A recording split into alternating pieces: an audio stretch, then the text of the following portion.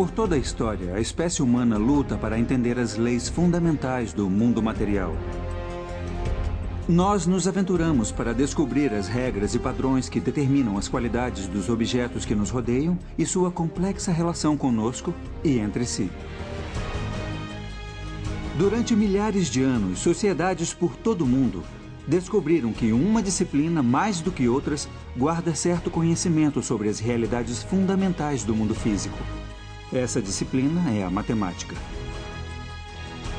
Eu sou Marcos de Suttori e sou matemático. Eu me vejo como um pesquisador comum caçando as estruturas escondidas por trás do caos e da complexidade aparentes do mundo à nossa volta. Em minha busca pelo padrão e a ordem, eu pesquiso o trabalho de grandes matemáticos que existiram antes de mim.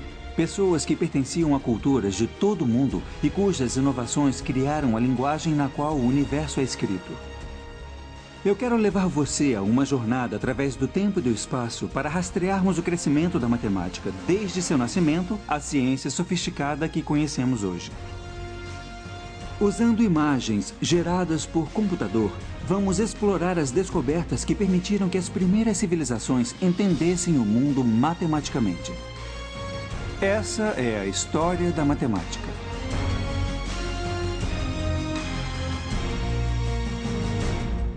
A história da matemática.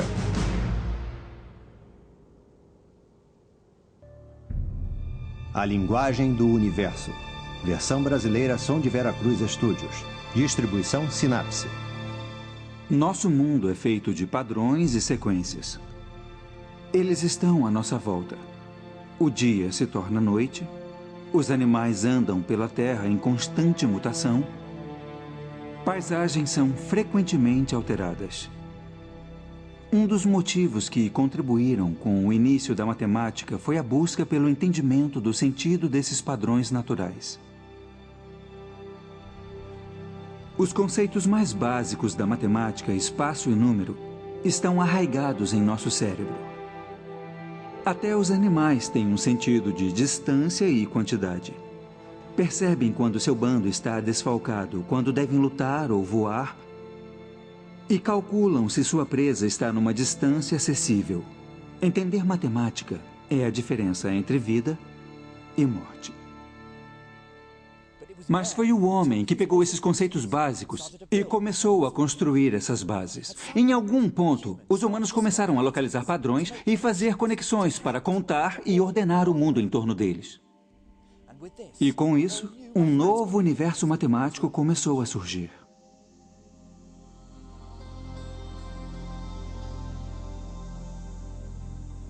Esse é o Rio Nilo. Ele é a fonte de vida do Egito há milênios.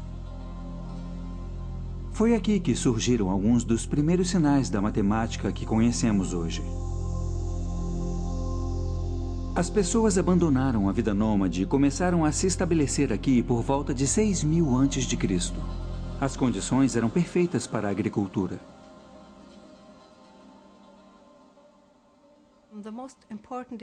O evento mais importante na agricultura egípcia a cada ano era a cheia do Nilo. Então ela foi usada como marcação do início de cada ano.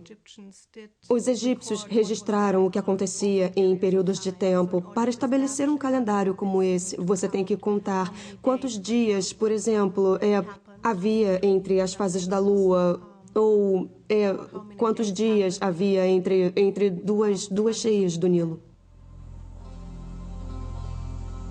Registrar os padrões das estações era essencial não só para a gerência da terra, mas também para a religião. Os antigos egípcios que se estabeleceram nas margens do Nilo acreditavam que era o deus do rio que o enchia a cada ano e, em troca da água que fornecia a vida, os cidadãos ofereciam uma porção da produção como agradecimento.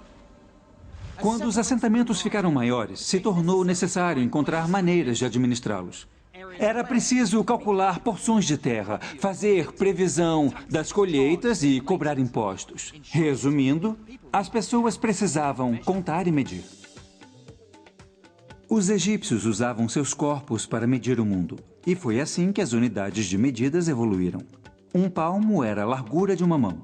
Um cúbito, a distância entre o cotovelo e as pontas dos dedos.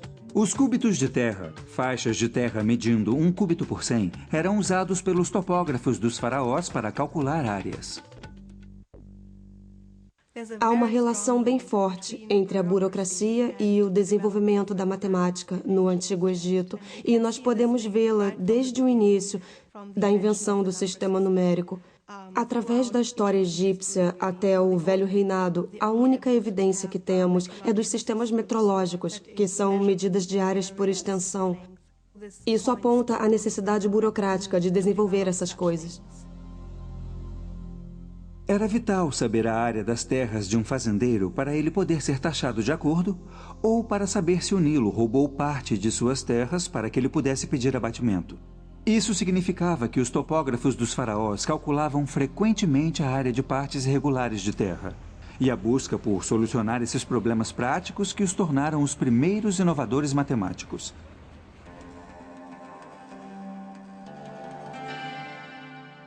Os egípcios precisavam de uma maneira de registrar os resultados de seus cálculos. Entre todos os hieróglifos nas lembrancinhas turísticas espalhadas pela cidade do Cairo, eu estava à caça daqueles que registram os primeiros números da história. Eles são difíceis de serem encontrados. Mas, enfim, encontrei. Os egípcios usavam um sistema decimal motivado pelos 10 dedos das mãos. O sinal de 1 era um risco. 10 era um osso de calcanhar, 100 um rolo de corda e 1000 eram plantas de lótus. Quanto é essa camiseta? Ela custa 25 libras. 25? É. Então são 2 ossos de calcanhar e 5 riscos. Isso. Então não vai me cobrar nada disso aqui. 1 milhão aqui. 1 milhão? Meu Deus! Não, Esse não. é 1 milhão? 1 milhão é muita coisa.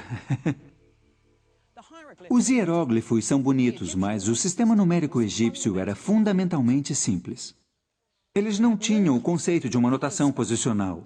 Então, um risco só podia representar uma unidade, não 100 ou 1000. Apesar de escrever 1 milhão com apenas um desenho e não os 7 que usamos, se você quisesse escrever 1 milhão menos 1, o pobre escriba egípcio teria que escrever 9 riscos, 9 ossos de calcanhar, 9 rolos de corda e assim por diante, num total de 54 desenhos. Apesar do inconveniente desse sistema numérico, os egípcios eram brilhantes solucionadores de problemas. Sabemos disso por causa dos poucos registros que sobreviveram. Os escribas egípcios usavam folhas de papiro para registrar suas descobertas matemáticas. Esse delicado material feito de talos de plantas foi destruído com o tempo e muitos segredos pereceram com ele. Mas há um documento revelador que sobreviveu. O papiro matemático de Hind é o documento mais importante que temos hoje da matemática egípcia. Temos uma boa ideia de que tipos de problemas os egípcios tinham que enfrentar em sua matemática. Também temos uma demonstração explícita de como as multiplicações e divisões eram feitas. O papiro mostra como multiplicar 2 números grandes. Mas, para ilustrar o método, vamos pegar 2 números menores. Vamos usar 3 vezes 6. O escriba pegava o primeiro número, 3, e colocava numa coluna. Na segunda coluna, ele colocava o número 1. E depois dobrava os números em cada coluna, então 3 se tornava 6. E 6 se tornava 12. E depois, na segunda coluna, 1 se tornava 2 e 2 se tornava 4. Aqui está a parte interessante. O escriba quer multiplicar 3 por 6. Então pega os grupos na segunda coluna, que somam 6. São 2 mais 4. Depois ele volta à primeira coluna e pega as fileiras correspondentes ao 2 e ao 4. Então são 6 e 12. Ele soma os 2 para ter a resposta 18. Mas o mais impressionante para mim nesse método é que o escriba escreve efetivamente o segundo número em 6 binários. É um lote de 4, um lote de 2 e nenhuma unidade, que é 1, 1, 0. Os egípcios entenderam o poder dos binários mais de 3.000 anos antes do matemático e filósofo Leibniz revelar o seu potencial. Hoje, todo o mundo tecnológico depende dos mesmos princípios que eram usados no Antigo Egito. O papiro de Hind foi registrado por um escriba chamado Hermes por volta de 1650 a.C., e seus problemas buscam as soluções para situações cotidianas. Vários dos problemas mencionam pães e cerveja, porque era comum pagar os trabalhadores egípcios com comida e bebida. Um deles se preocupa em dividir 9 pães igualmente entre 10 pessoas, sem que houvesse briga. Eu tenho 9 pães aqui e vou pegar 5 deles e cortar pela metade. Claro que 9 pessoas poderiam pegar 1/10 do seu pão e dar um monte de migalhas a uma 10ª pessoa. Mas os egípcios desenvolveram uma solução mais elegante. Pegaram os outros 4 e dividiram em 3. Mas 2/3 eu vou cortar em 5, então cada pedaço vai ser a 15ª parte. Cada pessoa recebe uma metade, mais 1/3 e uma 15ª parte. É através de problemas práticos como esse que começamos a ver uma matemática mais abstrata se desenvolver. De repente, novos números entram em cena, frações. E em breve, os egípcios estariam explorando a matemática desses números. Frações são claramente de importância prática a qualquer um que queira dividir quantidades para pôr no mercado. Para registrar essas transações, os egípcios desenvolveram uma notação que registrava esses novos números. Uma das mais antigas representações dessas frações veio de um hieróglifo que tinha grande significado místico. Ele se chama Olho de Horus. Horus foi um antigo deus do reino, representado como metade homem, metade falcão. De acordo com a lenda, o pai de Horus foi morto por seu outro filho, Set. Horus estava determinado a vingar o assassinato. Durante uma batalha bastante violenta, Set arrancou o olho de Horus, o cortou e espalhou pelo Egito. Mas os deuses estavam cuidando de Horus e reuniram os pedaços e refizeram o olho. Cada parte do olho representava uma fração diferente. Cada uma é metade da fração anterior. Apesar de o olho original representar uma unidade inteira, o olho reunido é 64 avos menor. Apesar dos egípcios terem parado em 1/64 avos, fica implícito nessa figura a possibilidade de adicionar mais, cortando pela metade cada vez até a soma chegar mais perto de 1, mas nunca chegando realmente nele. Essa é a primeira pista de algo chamado série geométrica e aparece em vários pontos do papiro de Hind. Mas o conceito de série infinita se manteria oculto até os matemáticos da Ásia o descobrirem séculos depois. Criando um sistema de números incluindo essas novas frações, era hora dos egípcios aplicarem seu conhecimento no entendimento de formas encontradas no dia a dia. Essas formas eram quadrados ou retângulos, raramente regulares, e no papiro de Hind achamos a área de uma forma mais orgânica, o círculo. O que é surpreendente no cálculo da área de um círculo é a exatidão. Como eles encontraram o método, ainda não se sabe, porque os textos que temos não nos mostram como foram obtidos. Esse cálculo é particularmente notável porque depende de vermos como a forma do círculo pode ser aproximada pelas formas que os egípcios já entendiam. O papiro de Hind diz que um campo circular com um diâmetro de 9 unidades tem a área próxima a de um quadrado com lados de 8 unidades. Mas como essa relação foi descoberta? Minha teoria preferida vê a resposta no antigo jogo da Mancala. Os tabuleiros de Mancala foram encontrados esculpidos nos telhados dos templos. Cada jogador começa com um número igual de pedras e o objetivo do jogo é movê-las pelo tabuleiro, capturando as peças do oponente no caminho. Enquanto os jogadores esperavam fazer sua próxima jogada, talvez um deles tenha percebido que às vezes as peças enchem os buracos circulares no tabuleiro da Mancala de uma maneira completa. Ele pode ter experimentado fazendo círculos maiores. Talvez tenha percebido que 64 pedras, o quadrado de 8, podem ser usadas para fazer um círculo com o diâmetro de 9 pedras. Reorganizando essas pedras, o círculo se aproximou de um quadrado. E porque uma área de um círculo é π vezes o raio ao quadrado, o cálculo egípcio nos dá o primeiro valor exato do π. A área do círculo é 64. Divida isso pelo raio ao quadrado. Nesse caso, 4,5 ao quadrado, e você tem o valor do π. Então, 64 divididos por 4,5 ao quadrado são 3,16, apenas um pouco abaixo dos 2 centésimos do seu verdadeiro valor. Mas o mais brilhante é que os egípcios usavam essas formas menores para capturar a forma maior. Mas há um símbolo impositivo e majestoso da matemática egípcia que ainda não tentamos desvendar: a pirâmide. Eu já vi tantas fotos que achava que não iria me impressionar com elas. Mas, vendo cara a cara, você entende por que são chamadas de uma das 7 maravilhas do mundo antigo. Elas são estonteantes e imagina o quanto mais impressionantes devem ter sido na sua época, quando as quinas eram afiadas como vidro, refletindo o sol do deserto.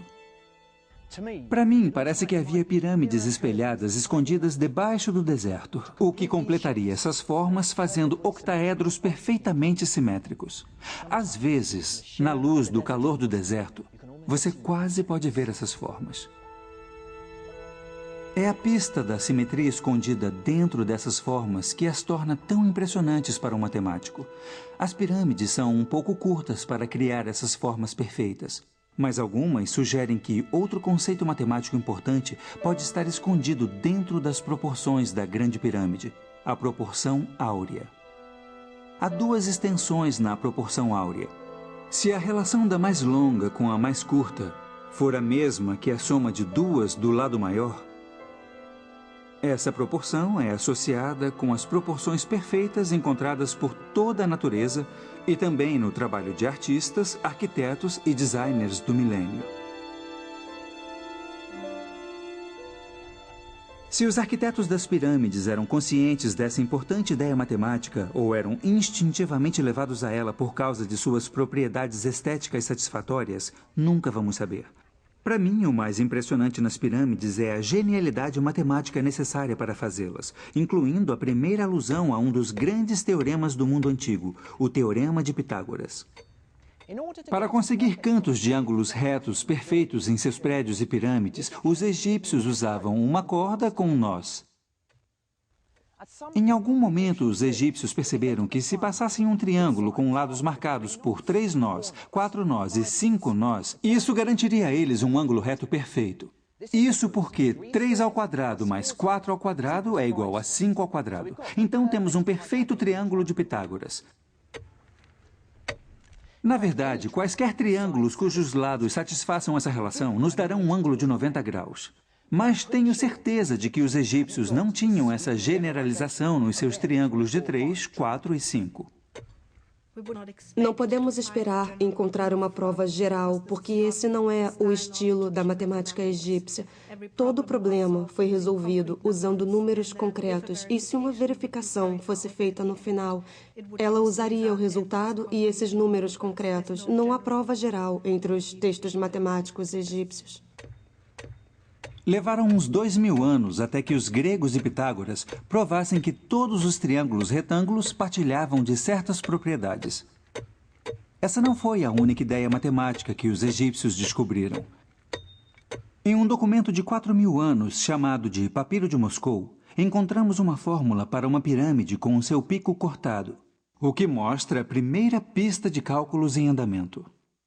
Para um local como o Egito, que é famoso por suas pirâmides, é de se esperar que problemas como esse fossem constantes em seus textos matemáticos.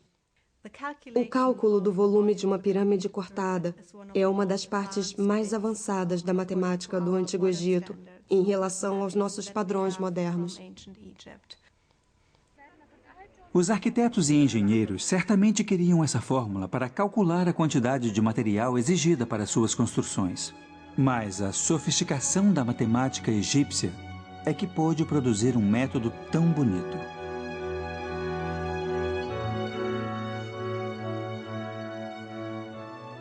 Para entender como eles chegaram à sua fórmula, comece com uma pirâmide em que o ponto mais alto fique exatamente em cima de um ângulo. 3 desses podem ser reunidos para fazer uma caixa retangular, fazendo com que o volume da pirâmide inclinada seja 1/3 do volume da caixa. Isso é a altura vezes o comprimento vezes a largura divididos por 3. Aí vem um argumento que mostra as primeiras pistas do cálculo usado milhares de anos antes de Gottfried Leibniz e Isaac Newton criarem a teoria. Imagine que você cortasse a pirâmide em fatias. Poderia então arrastar as camadas para fazer uma pirâmide mais simétrica, como vemos em Giza. No entanto, o volume da pirâmide não mudou, apesar da reorganização das camadas. Então, a mesma fórmula funciona. Os egípcios eram inovadores incríveis e sua habilidade de gerar a nova matemática era desconcertante. Para mim, eles revelaram o poder da geometria e dos números e deram os primeiros passos em direção às excitantes descobertas matemáticas que viriam. Mas havia outra civilização que tinha matemática para rivalizar com a do Egito. E sabemos muito mais sobre suas conquistas.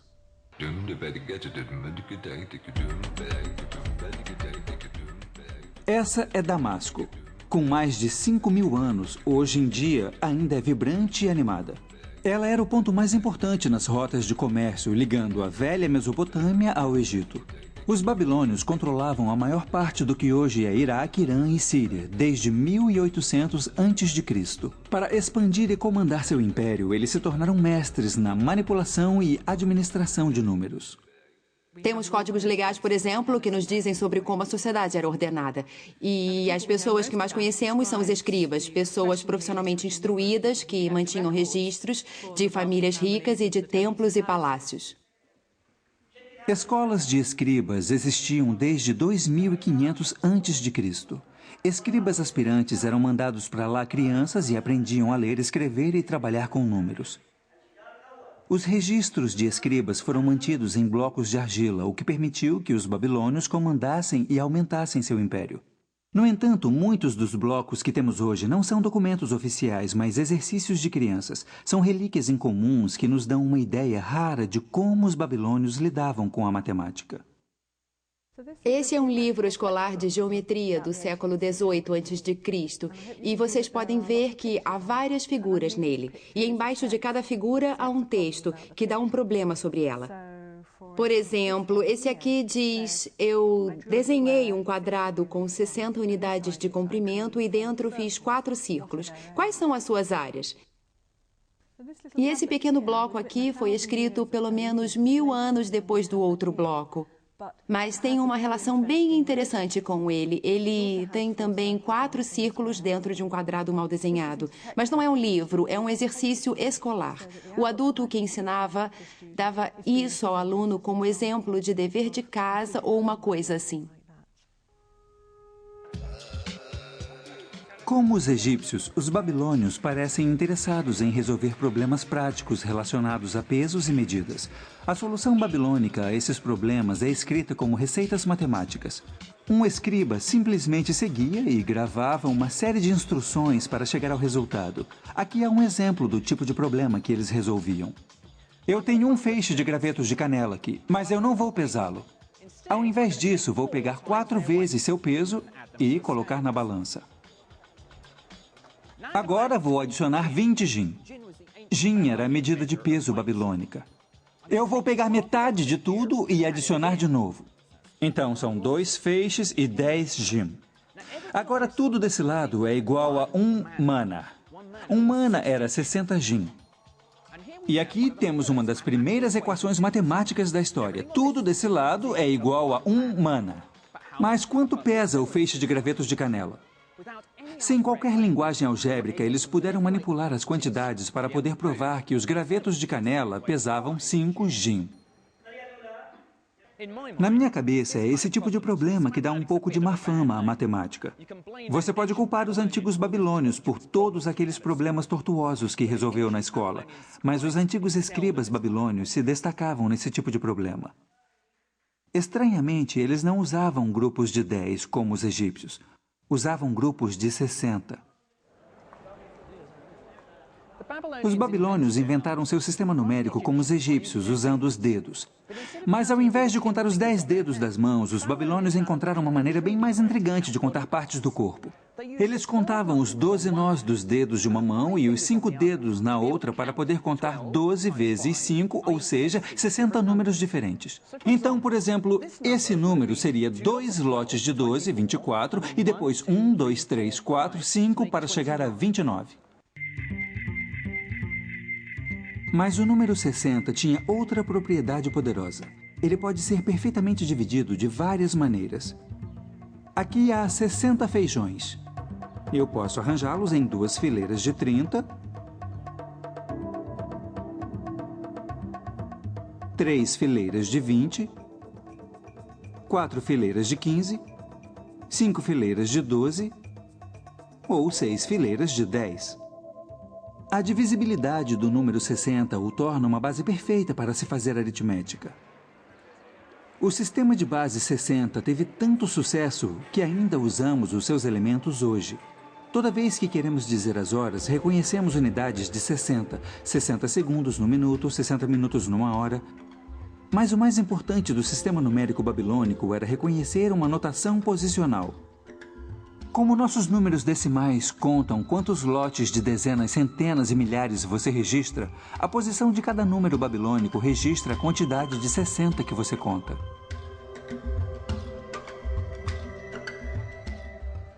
Ao invés de inventar novos símbolos para números maiores, eles escreveram 111. Então, esse número seria 3.661. O catalisador dessa descoberta foi o desejo babilônico de mapear o curso do céu noturno.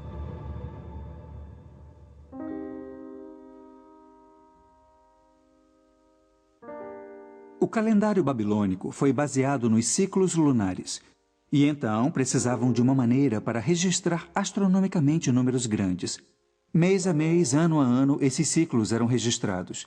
Desde 800 a.C., havia listas completas de eclipses lunares.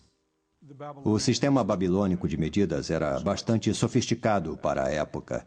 Eles tinham um sistema de medida angular, 360 graus num círculo completo. Cada grau era dividido em 60 minutos e depois era dividido em 60 segundos. Assim, eles tinham um sistema regular de medidas e ele estava em perfeita harmonia com seu sistema numérico, então era bastante útil não só para a observação, mas também para o cálculo. Mas para calcular e lidar com números grandes, os babilônios precisavam inventar um novo símbolo. E fazendo isso, eles prepararam o terreno para um dos maiores avanços na história da matemática, o zero. No início dos tempos, para os babilônios marcarem um lugar vazio no meio de um número, eles deixavam um espaço em branco. Então precisavam de uma maneira de representar o nada no meio de um número. Assim usavam um sinal como apóstrofos ou sinais de pontuação, e isso significava o zero no meio de um número. Essa foi a primeira vez que um zero, sob qualquer forma, apareceu no universo matemático. Mas ainda levaria 1000 anos até que esse marcador de lugar se tornasse um número com todo o seu direito.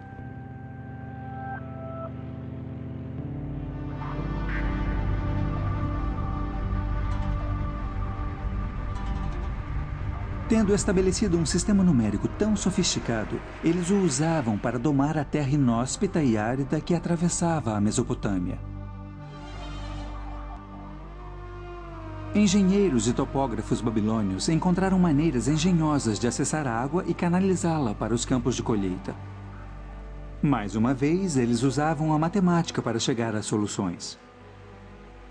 O Vale do Orontes, na Síria, ainda é um eixo de agricultura e os velhos métodos de irrigação são explorados hoje como eram milhares de anos atrás. Vários problemas em matemática babilônica são ligados a medidas de terras e aqui vimos pela primeira vez o uso de equações de segundo grau, um dos grandes legados da matemática babilônica. Equações de segundo grau envolvem situações em que a quantidade desconhecida que você tenta identificar é multiplicada por si mesma. Chamamos de elevar ao quadrado porque ela dá a área de um quadrado. E é no contexto do cálculo de áreas de terras que essas equações de segundo grau surgem naturalmente.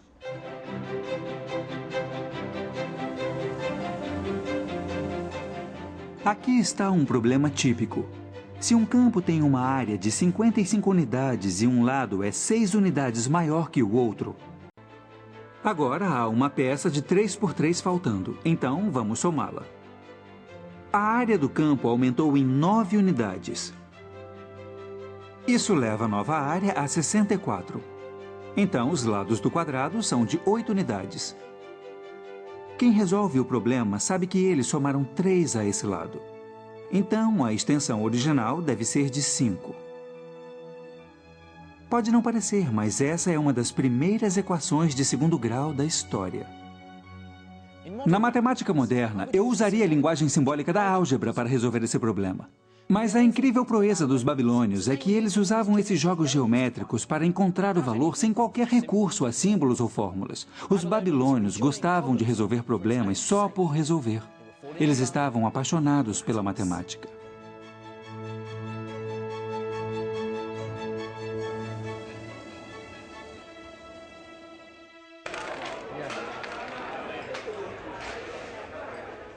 A fascinação babilônica pelos números logo encontrou lugar em seu tempo de lazer também. Eles eram ávidos jogadores. Os babilônios e os seus descendentes jogam uma versão do gamão há mais de 5.000 anos. Os babilônios jogavam jogos de tabuleiro, desde os mais sofisticados em tumbas reais até os mais simples, encontrados em escolas ou riscados nas entradas de palácios para que os guardas jogassem quando estivessem entediados. E eles usavam dados para mover suas peças. As pessoas que jogavam jogos usavam números em seu tempo de lazer para tentar vencer seu oponente, fazendo aritmética mental bem rápido. Então, calculavam em seu tempo livre, sem nem pensar nisso como trabalho matemático difícil. Agora é minha chance. Eu não jogo gamão há séculos, mas acho que minha matemática é boa o suficiente para me dar alguma chance. Você tem que tirar 6, hein? Então 6, e eu preciso mover alguma coisa. Você é que sabe o que vai fazer. Vamos mas lá. Não era tão fácil quanto eu pensei. Ah! O que foi isso? Esse é 1 e esse é 2. Vamos ver. Agora está enrolado, hein? Então não posso mover nada? Eu não posso mover mesmo? Não pode mover isso. Eu pensei que eu podia mover. Aí está. Você é muito bom. 3 e 4, então? Como os antigos babilônios, meus oponentes são mestres da matemática tática. É. Toca aqui. Ótimo jogo. Muito bom. Os babilônios são reconhecidos como uma das primeiras culturas a usar formas simétricas para fazer dados. Mas há debates acalorados sobre se eles também seriam os primeiros a descobrir o segredo de outra forma importante: o triângulo retângulo. Já vimos como os egípcios usam um triângulo retângulo de 3, 4, 5. Mas o que os babilônios sabiam sobre essa forma e outras como essa é bem mais sofisticado. Essa é a tábua antiga mais famosa e controversa que temos. Ela se chama Plimpton 322. Muitos matemáticos estão convencidos de que ela mostra que os babilônios podiam saber o princípio em relação aos triângulos retângulos de que o quadrado da hipotenusa é a soma dos quadrados dos catetos, séculos antes dos gregos o constatarem. Essa é uma cópia da talvez mais famosa tábua babilônica, que é a Plimpton 322. E esses números aqui refletem a largura ou a altura de um triângulo. Sendo assim, a diagonal, o outro lado seria aqui. E o quadrado dessa coluna mais o quadrado dessa coluna é igual ao quadrado da diagonal. Eles foram organizados para que o ângulo decrescesse regularmente, numa base bastante uniforme, mostrando que alguém tinha muito entendimento de como os números se encaixavam.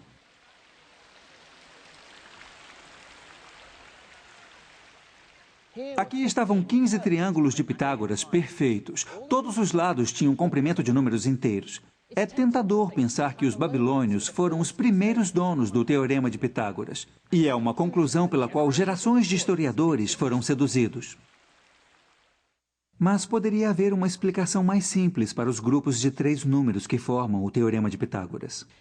Não é uma explicação sistemática dos triplos pitagóricos. É simplesmente um professor de matemática fazendo uns cálculos bem complicados para produzir números bem simples e resolver os problemas de seus alunos sobre triângulos retângulos. Nesse sentido, é sobre triplos pitagóricos, só que incidentalmente.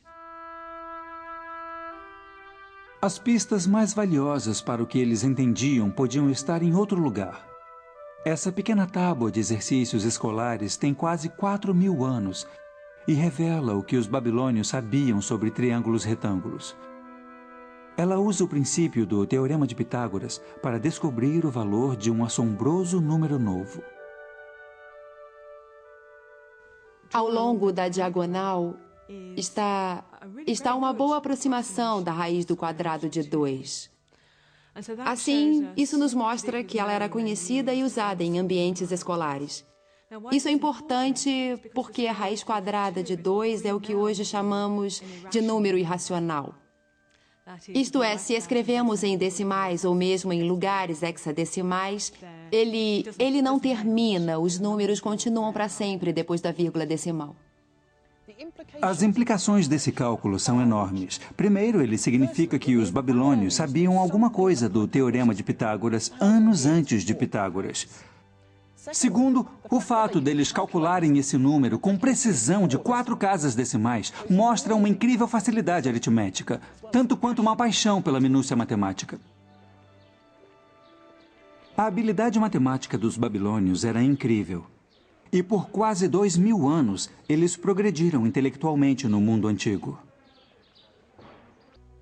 Mas quando seu poder imperial começou a minguar, seu vigor intelectual também declinou.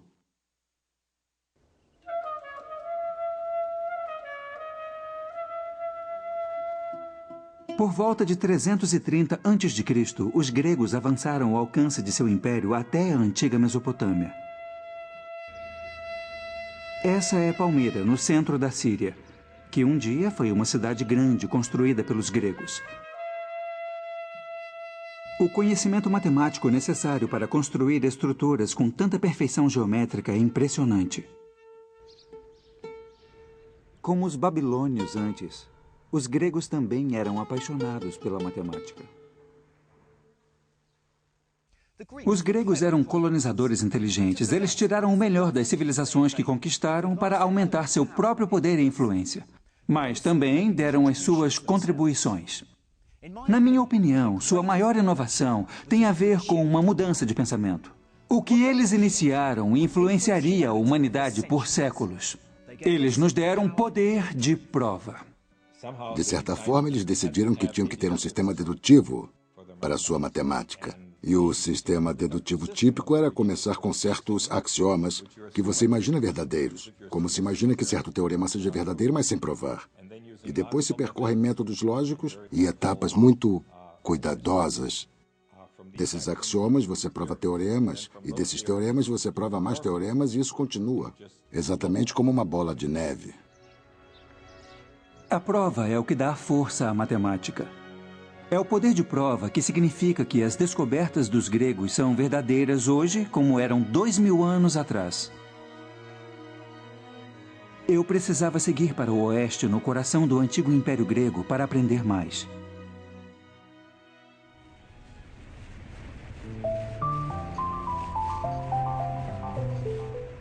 Para mim, a matemática grega sempre foi heróica e romântica. Estou a caminho de Samos, a 1 quilômetro da costa turca. Esse local se tornou sinônimo de nascimento da matemática grega. E isso graças à lenda de um homem. Seu nome é Pitágoras. As lendas em torno de sua vida e trabalho contribuíram para o status de celebridade que ele ganhou nos últimos 2.000 anos. É creditado a ele, de maneira certa ou errada, o início da transformação da matemática como ferramenta para contar no estudo analítico que reconhecemos hoje. Pitágoras é uma figura controversa. Por não ter deixado escritos matemáticos, muitos questionam se ele realmente resolveu algum dos teoremas atribuídos a ele. Ele fundou uma escola em Samos no século VI a.C., mas seus ensinamentos eram considerados suspeitos e os pitagóricos eram vistos como uma seita bizarra. Há boas evidências de que havia escolas pitagóricas e elas deviam parecer mais com seitas do que com escolas filosóficas, porque não partilhavam só conhecimentos, também partilhavam um estilo de vida. E todas elas pareciam estar envolvidas na política da cidade. Um detalhe que as torna incomuns no mundo antigo é que elas incluíam mulheres. Os pitagóricos são sinônimo de entendimento de algo que escapava aos egípcios e aos babilônios: as propriedades dos triângulos retângulos. O que é conhecido como Teorema de Pitágoras mostra que, se você pegar qualquer triângulo retângulo e fizer quadrados em todos os lados, a área do maior quadrado é igual à soma dos quadrados dos dois lados menores. Para mim, é nesse ponto que a matemática nasce e se abre um abismo entre as outras ciências. E a prova é tão simples quanto devastadora em suas implicações.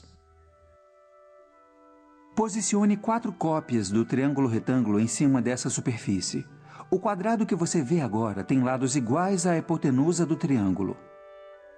Arrastando esses triângulos, vemos como podemos separar a área do maior quadrado em 2 quadrados menores, cujos lados são dados pelos 2 lados menores do triângulo.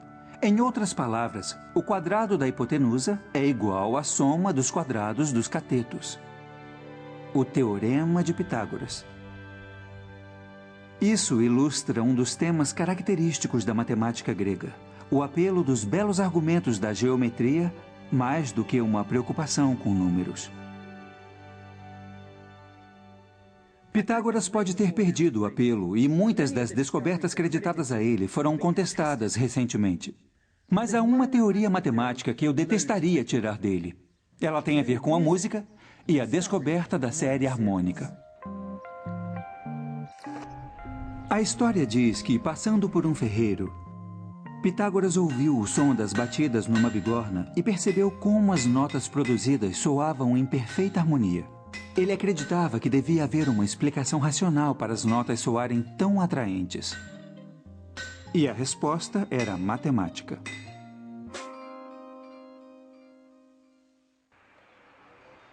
Experimentando com um instrumento de corda, Pitágoras descobriu que os intervalos entre as notas musicais harmoniosas eram sempre representados como razões de números inteiros.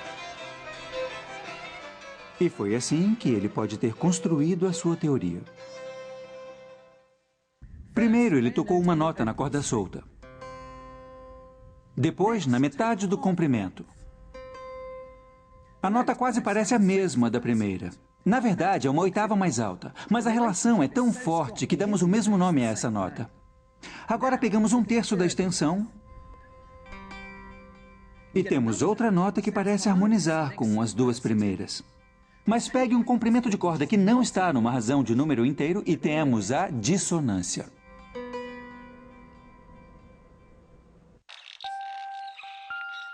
De acordo com a lenda, Pitágoras ficou tão animado com essa descoberta que concluiu que todo o universo foi construído a partir de números. Mas ele e seus seguidores estavam diante de um desafio à sua visão de mundo ainda maior. E ele veio como resultado de um teorema que leva o nome de Pitágoras. A lenda conta que um dos seus seguidores, um matemático chamado Hipasos, quis descobrir o comprimento da hipotenusa para um triângulo retângulo com 2 catetos medindo 1 unidade. O teorema de Pitágoras implica que o comprimento da hipotenusa era um número cujo quadrado fosse 2. Os pitagóricos imaginaram que a resposta seria uma fração, mas quando Hipasos tentou expressar de sua maneira, não importa o quanto tentasse, ele não conseguia. Um dia, ele percebeu que seu erro era pressupor que o valor era uma fração. O valor da raiz quadrada de 2 era o número que os babilônios desenharam na tábua. No entanto, eles não reconheceram a característica especial desse número, mas Hipasos sim. Era um número irracional. A descoberta desse novo número e de outros como ele se assemelha a um explorador fazer a descoberta de um novo continente ou um naturalista descobrir uma nova espécie. Mas esses números irracionais não cabiam na visão de mundo de Pitágoras. Historiadores gregos contam a história de como Pitágoras jurou segredo em sua seita. Mas Hippasos deixou escapar a descoberta e foi rapidamente dissuadido de suas tentativas de difundir sua pesquisa. Mas essas descobertas matemáticas não poderiam ser facilmente esquecidas. Escolas de filosofia e ciências começaram a florescer por toda a Grécia baseadas nesses princípios. A mais famosa delas era a Academia. Platão fundou essa escola em Atenas em 387 a.C. Apesar de pensarmos nele hoje como filósofo, ele foi um dos estudiosos mais importantes da matemática. Platão foi arrebatado pela visão de mundo pitagórica e considerava a matemática a pedra fundamental do conhecimento. Algumas pessoas diziam que Platão provavelmente foi a figura mais influente da matemática grega em nossa percepção. Ele dizia que a matemática é uma forma importante de conhecimento e que tem relação com a realidade. Então, conhecendo matemática, sabemos mais sobre a realidade. Em seu diálogo Timeu, Platão propõe a teoria de que a geometria é a chave para se desvendar os segredos do universo, uma visão ainda mantida pelos cientistas hoje. A importância de Platão junto à geometria está inserida na placa que havia acima da academia. Não deixe ninguém ignorante na geometria, entre aqui. Platão propôs que o universo poderia ser cristalizado em 5 formas simétricas regulares. Essas formas, que agora chamamos de sólidos platônicos, eram compostas de polígonos regulares reunidos para criar objetos simétricos tridimensionais. O tetraedro representava o fogo. O icosaedro, feito de 20 triângulos, representava a água. O cubo era a terra.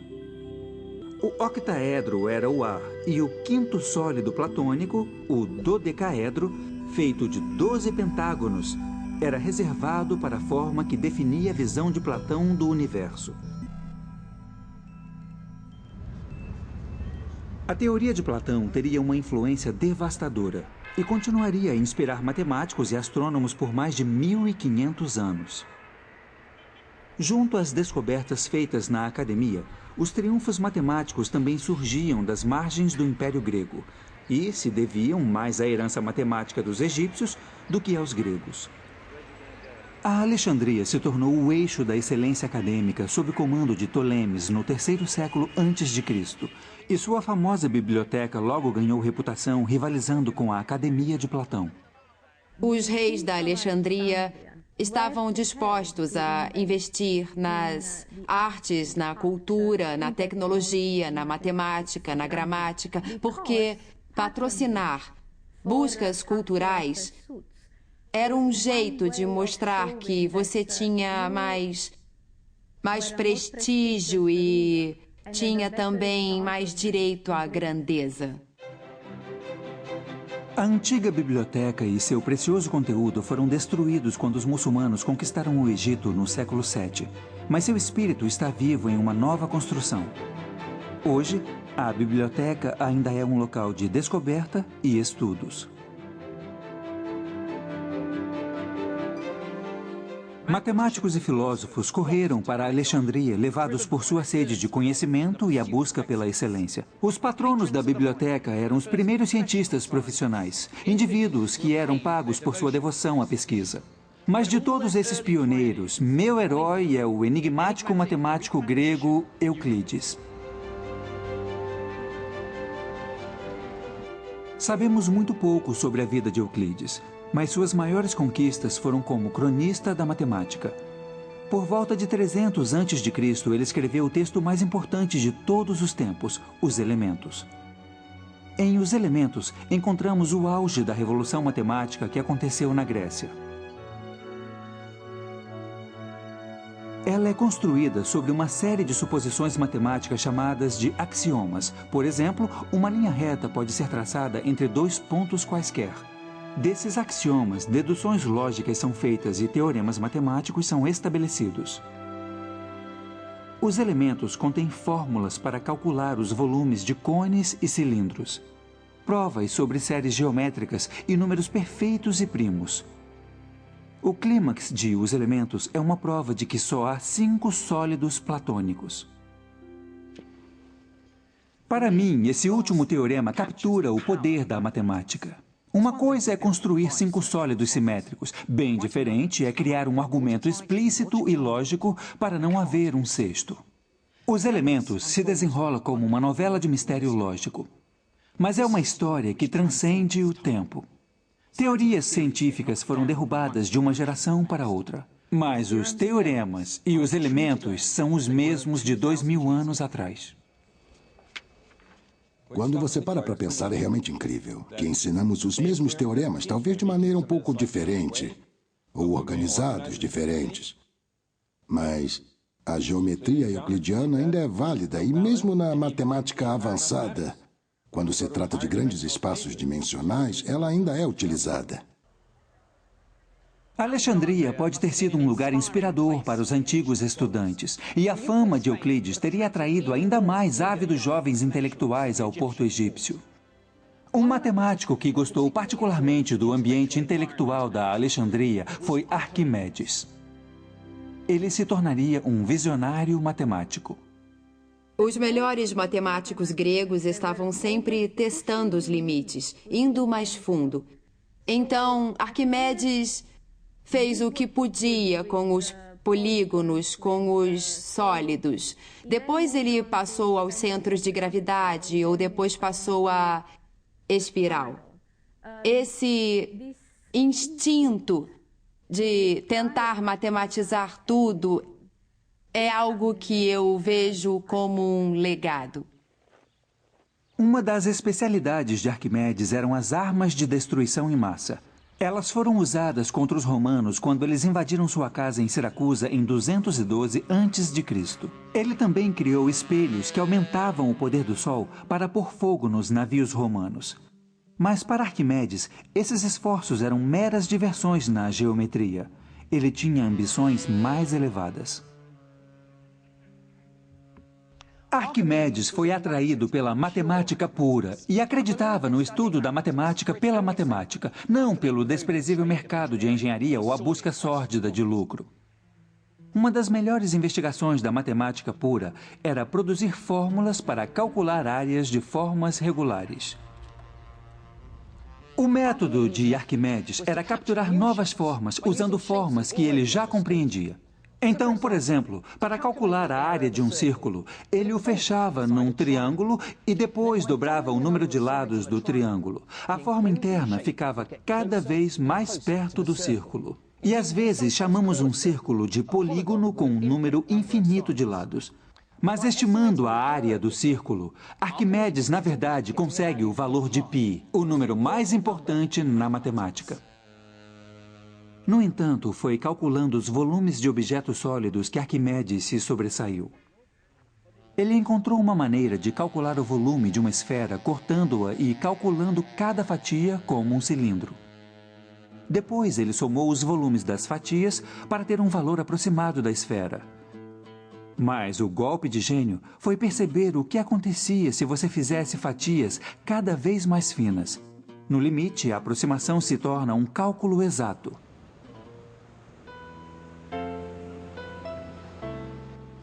Mas o comprometimento de Arquimedes com a matemática foi sua ruína.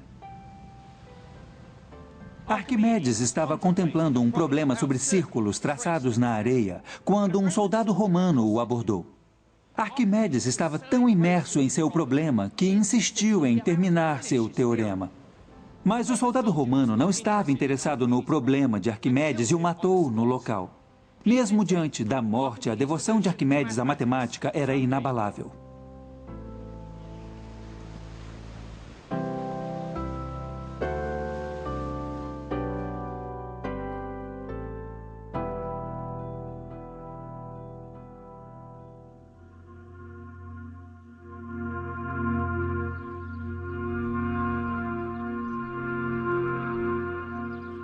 Em meados do primeiro século a.C., os romanos apertaram o cerco ao antigo Império Grego. Eles não se importavam muito com a beleza da matemática e eram mais preocupados com suas aplicações práticas. Essa atitude pragmática sinalizou o início do fim da grande biblioteca da Alexandria. Mas uma matemática estava determinada a manter vivo o legado dos gregos. Hipatia era uma exceção, uma matemática mulher e pagã no Império Romano Cristão. Hipatia teve muito prestígio e foi muito influente em seu tempo. Ela era professora com muitos alunos e muitos seguidores. Ela era politicamente influente na Alexandria. Então, essa combinação de autoconhecimento e prestígio pode ter feito dela uma figura odiada pelos cristãos.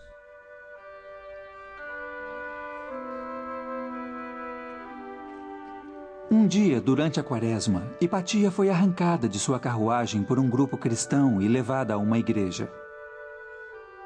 Lá, ela foi torturada e brutalmente assassinada. As circunstâncias dramáticas de sua vida e morte fascinaram as gerações seguintes. Infelizmente, sua crença encobriu suas conquistas matemáticas. Ela era uma brilhante professora e teórica, e sua morte deu um golpe final na herança da matemática grega da Alexandria.